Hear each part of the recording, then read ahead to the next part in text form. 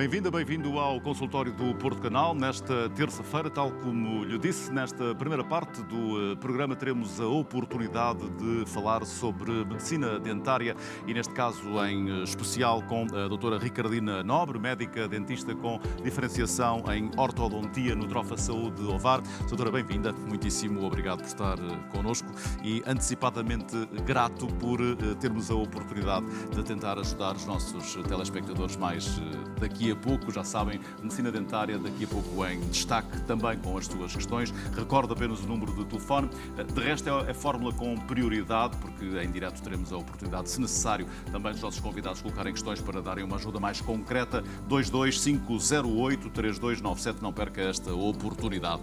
Doutora, vamos falar então desta especialidade de ortodontia, que é necessária, julgo eu, quando há dentes tortos e, portanto, vamos tentar primeiro perceber o que é de facto a ortodontia e quando é que ela é necessária. Então, a ortodontia é a área responsável por colocar os dentes na sua posição correta. Nós temos de pensar que os dentes, todos eles são diferentes e têm uma posição específica em que eles devem estar e em que devem encaixar para executar a sua função corretamente ou o mais corretamente possível. Mesma coisa se nós pensarmos, por exemplo, num pé, num dedo de um pé. Se nós tivermos um problema a nível dos ossos, tivermos falta de um dedo ou algum problema, nós vamos ter problemas de equilíbrio, a andar, de locomoção, cochear. Na nossa boca é exatamente a mesma coisa. Portanto, o que nós queremos é que as estruturas da nossa boca e os nossos dentes estejam no seu local adequado para poderem exercer a sua função o mais corretamente possível e não prejudicarem as estruturas que eles estão associadas. É quase da mesma forma, e utilizando a comparação que fez, se há um problema num pé, eventualmente mais à frente vamos sofrer de um problema na anca. E, portanto, se nós temos um problema nos dentes, eventualmente podemos mais à frente ter outros problemas, outras consequências, certo? Exatamente. Nós temos de pensar no ser humano e no nosso corpo como um todo, em que um problema numa estrutura da parte da nossa boca ou da nossa cavidade oral pode ter consequências a muitos outros níveis. Vamos pensar, por exemplo, no caso de uma pessoa que tem uma boca muito pequena. Se nós tivermos uma boca muito pequena, nós não vamos ter espaço para a nossa língua. E a nossa língua vai se interpor entre a parte de cima e a parte de baixo da nossa boca e isso vai afetar naturalmente a posição dos dentes. Estes vão ficar numa posição mais torta, vamos ter uma chamada mordida aberta. Da mesma forma, a língua, se não tem espaço, vai ocupar o espaço da via aérea e a nossa respiração vai ficar afetada. Ora, se nós temos problemas de respiração, sabemos que vai ser uma pessoa que não vai ter tanta facilidade e vai ter problemas a fazer exercício físico. É uma pessoa que, por exemplo, vai ter problemas a dormir, vai ter despertar constantes, ressonar. Não é um descanso, de facto. Não é? Exatamente. Portanto, isto depois é um efeito bola de neve com muitas consequências a nível de outras partes do nosso corpo.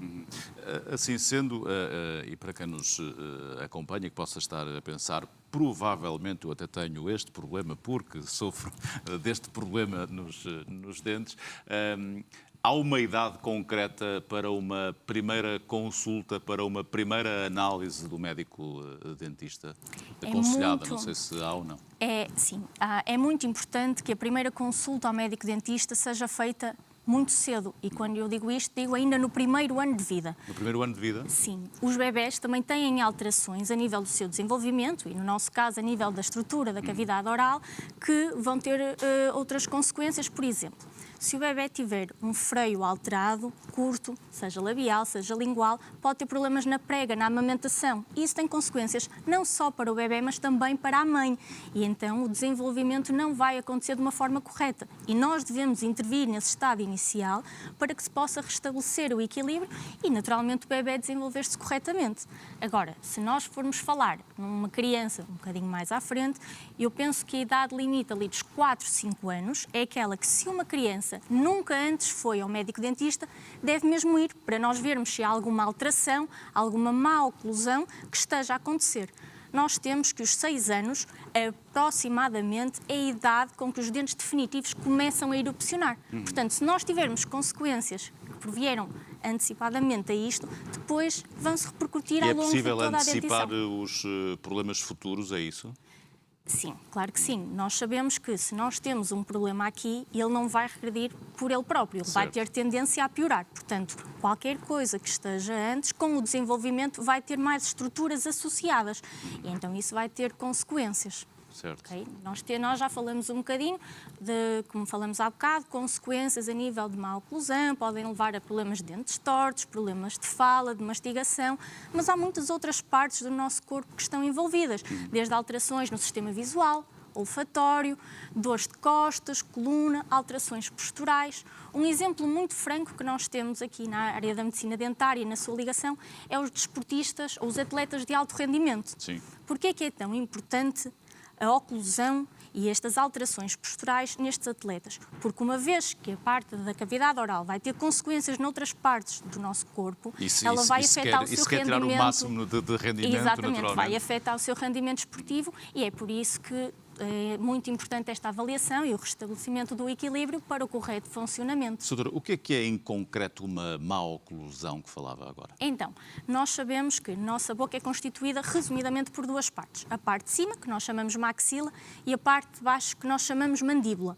E estas duas partes, elas devem encaixar de uma forma mais equilibrada para que todas as estruturas à volta se possam desenvolver e fazer a sua função o mais corretamente. Quando nós temos esta alteração da oclusão, nós vamos ter muitas consequências, como nós falamos. Nós estamos a ver aqui algumas imagens e eu peço que também a doutora possa ir também, porque não, nos dizendo o que é que estamos a ver e estávamos a falar de má oclusão, neste caso. Sim, nestes casos nós temos aqui algumas imagens de pacientes mais novos, mais jovens, em que, por exemplo, na primeira imagem nós vemos uma interposição lingual e é possível já ver que a fotografia até parece um bocadinho angulada, mas não está. E estes pacientes já têm tendência a ter um desvio da posição daqui da coluna e uma alteração postural associada. Aquelas consequências que nós falamos. Que no futuro depois dão mais problemas ainda. Exatamente. A falta de espaço, aquelas bocas pequeninas, os dentes não têm espaço para crescer, então eles vão nascer em posições erradas. Ora bem, um dente tem este tamanho. Se ele virar ao contrário, fica mais fininho. Então, certo, claro, ele vai lutar sempre pelo seu espaço e vai nascer da forma que ele conseguir. Pois. Agora, não vai ser a sua forma correta e isso vai trazer consequências às estruturas anexas.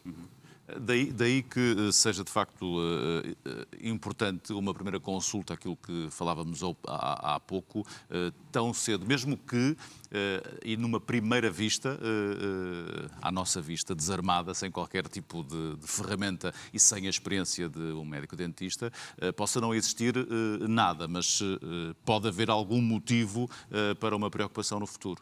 Sim, é normal que muitas vezes os pais ou mesmo as pessoas que acompanham, e falando no caso das crianças, não se consigam aperceber de pequenas alterações. Nós temos um olhar muito mais clínico, muito mais sensível, claro, e vamos procurar coisas que nós já estamos habituados que possam surgir nessas idades e pequenas alterações que possam condicionar todo o crescimento da criança. E é muito importante a consulta desde cedo, não só para habituar e tornar mais confortável a ida ao dentista e a criança estar familiarizada com o conceito, com o espaço. Sim, ainda há pouco vimos imagens de crianças em contexto de consultório, sem qualquer tipo de problema, porque há uma habituação. É muito mais fácil quando uma criança vai sem um problema ao dentista e sente que é um ambiente amigável, claro, que alguém vai ver como está tudo, que até lhes dá algumas dicas, e eles gostam da dinâmica, da brincadeira que muitas vezes está associada, porque nós tentamos encobrir toda a seriedade do processo, certo, temos que nos pôr ao nível deles para eles também nos perceberem, e isso é muito importante, do que uma criança que já vai com um problema grave e nós temos que intervir e depois é um tratamento complexo, muitos receios e muitas coisas aqui associadas. Ou seja, quanto mais tarde for e eventualmente for detectado um problema nessa altura, provavelmente é uma má experiência, isso vai dar em mal doente no futuro, provavelmente. É assim, depende. Nós também temos um papel muito importante dos pais e das pessoas de companhia do paciente que nos vai à consulta, porque criar uma atmosfera positiva da ida ao médico dentista é muito importante. Claro. E essa preparação prévia ajuda-nos muito a nós médicos quando o paciente está connosco e quando falamos do caso de uma criança. Porque as crianças que nunca foram ao médico dentista, eles não vão preparados para rigorosamente nada. E se nós lhes dissemos, vamos fazer uma coisa incrível, vamos a um sítio maravilhoso, vais ver uma nave espacial, uma cadeira que levanta e que desce, para eles é uma experiência fantástica. Agora, se os pais... Mas é preciso também que o médico dentista tenha essa sensibilidade que a doutora mostra agora. Porque... Claro que sim, e a paixão que nós temos por aquilo que nós fazemos também transparece para o nosso trabalho e para o nosso dia-a-dia. Por isso, claro que sim, e não é toda a gente que trabalha com crianças, precisamente porque um tratamento até pode ser muito simples numa criança, mas é muito mais complicado o paciente jovem, criança, claro, do que um paciente adulto, pelo grau de maturidade, de saber comportar, é completamente diferente e nós temos que ter uma disponibilidade, quer psicológica, quer mental, quer a forma como falamos, que tem de ser adaptada. Doutora, permita-me uma curiosidade. Vimos há pouco algumas fotografias de problemas que são facilmente detectáveis no que diz respeito à medicina dentária. Estamos a falar de idades, permita-me a expressão, tenra idade. Como é que se trata estes problemas nestas idades? Quando falamos de crianças que estão em crescimento e em desenvolvimento, nós tratamos com os chamados aparelhos ortopédicos funcionais. Ortopédicos funcionais? Exatamente. E o que é isto? São aparelhos que atuam com estímulos, dando ação quer na parte óssea, muscular e de todas as estruturas envolvidas.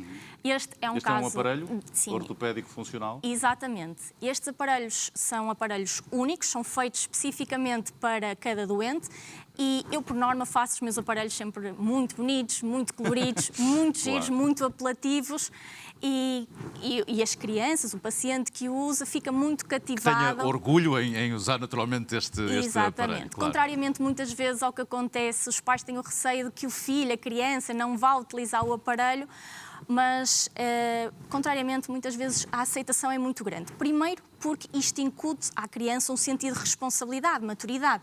Eles têm um aparelho e vão para a escola, mostram com orgulho aos amigos. Depois, como o aparelho é bonito, eles gostam de mostrar, e é uma coisa do futuro, e é sempre assim um mundo de fantasia, e também lá está, mais uma vez, tem a ver com a forma como nós apresentamos o aparelho à criança. São aparelhos, por norma, removíveis, portanto, que dão para tirar. Era isso que queria perguntar, quando diz que têm criança. gosto em mostrar, portanto, eles têm também facilidade em retirá-lo? Sim, e estes aparelhos que estamos aqui a ver, por exemplo, são aparelhos removíveis, portanto, que dá para tirar e colocar da boca da criança, mas temos alguns casos em que os aparelhos são... Têm que ser fixos. São fixos. Muito bem. Este era um outro exemplo. Agora vamos...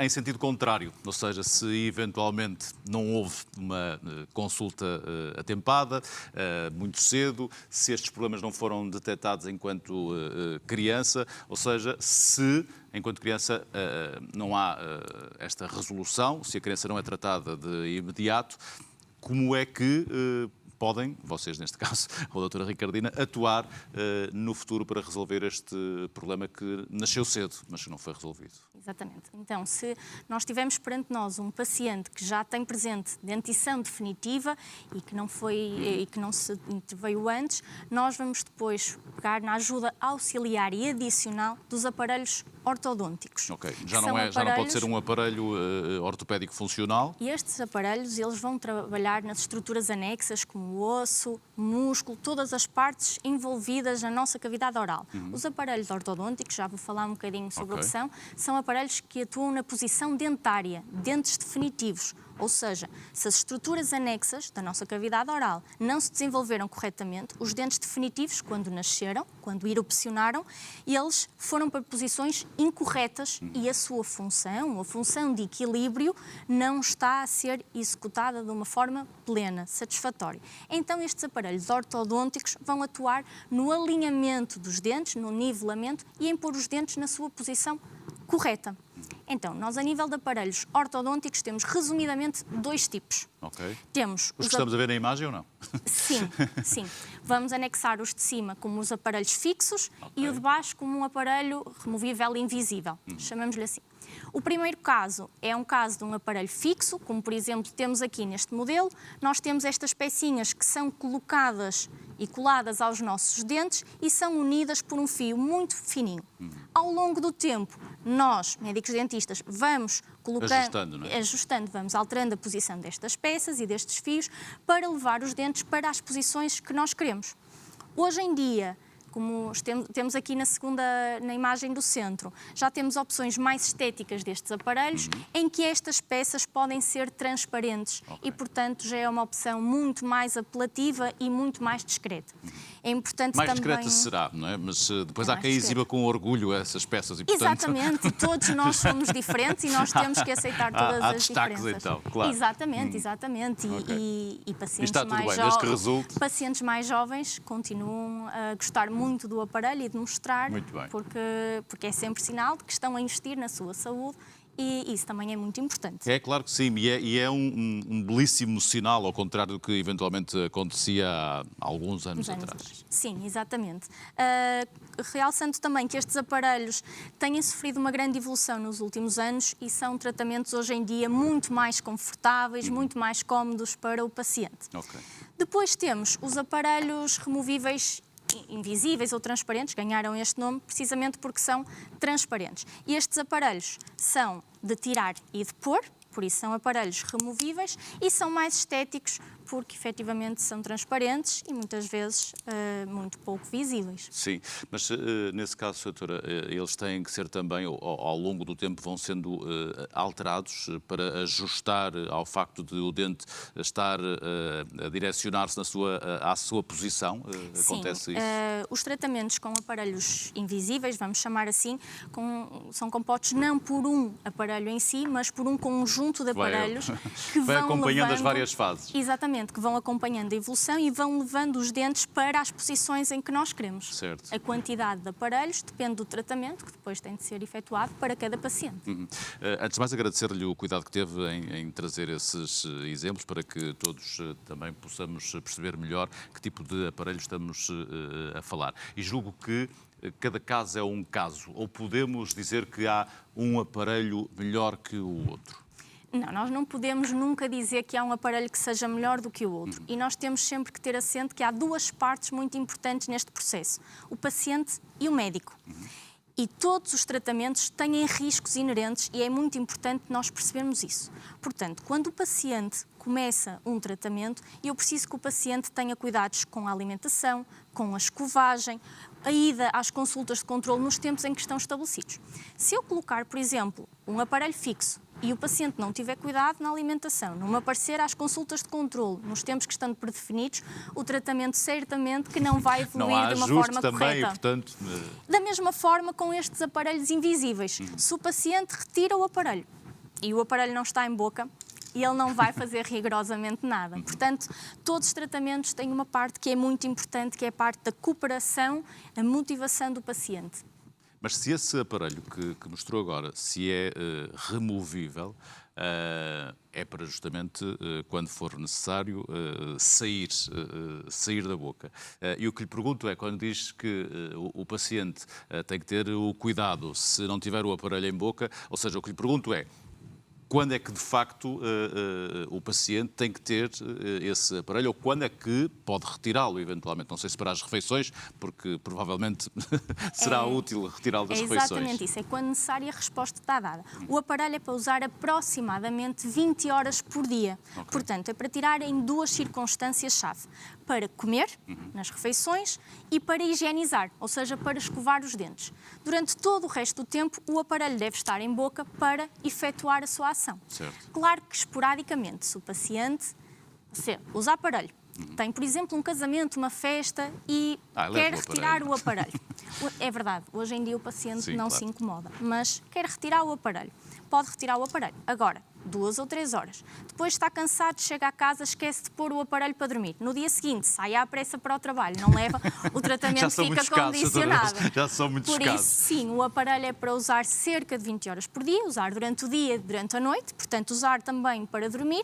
É, no fundo, pensarmos que é um tratamento equivalente ao aparelho fixo, mas simplesmente nós tiramos para escovar os dentes. Há uma facilidade que é retirar este aparelho. É apenas e só uma facilidade, não é a regra, não é? Exatamente. Há de ser a exceção, é retirá-lo. Exatamente, exatamente.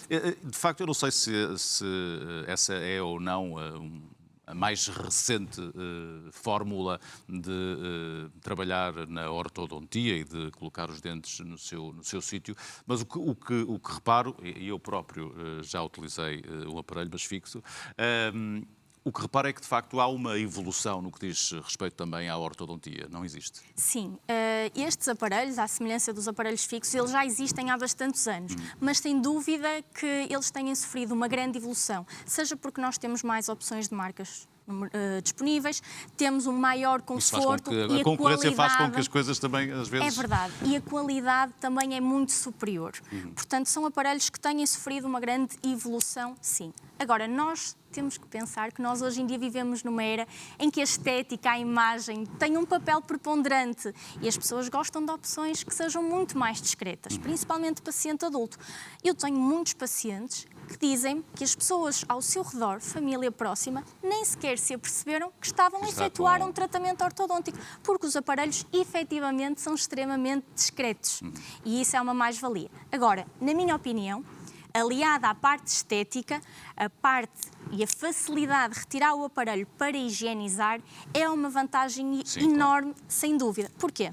Também nestes aparelhos o paciente escova e higieniza, mas o ser humano gosta de coisas naturalmente mais fáceis, mais simples e mais intuitivas. E o facto da higienização estar facilitada nestes casos é uma mais-valia. Mas eu também tenho pacientes que me dizem: doutora, eu não vou ter preocupações a tirar e a pôr o aparelho. Portanto, tem que eu ser quero fixo. um aparelho Eu fixo. não consigo ter essas preocupações. É por isso que é tão importante, quando o paciente chega à nossa consulta, de nós percebermos o que o trouxe lá, vermos a má oclusão, o problema que ele tem e depois também percebemos a motivação e o paciente que nós temos à nossa frente. E só depois disso nós podemos estabelecer o melhor plano de tratamento para o paciente que nós temos à nossa frente. No fundo é aquilo que dizia, e quando lhe perguntava se existe um melhor aparelho, cada caso é um caso, e desde que acompanhado desde cedo, tanto melhor para evitar problemas no futuro e não apenas problemas em boca, problemas no corpo, e portanto fica aqui a dica. Fica também o agradecimento por todo este esclarecimento e um agradecimento antecipado, como dizia no início, pelo facto de podermos agora receber os nossos telespectadores para que possamos tentar, pelo menos isso, tentar dar uma ajuda a quem nos acompanha no que diz respeito à medicina dentária. Nós falamos, neste caso, em concreto,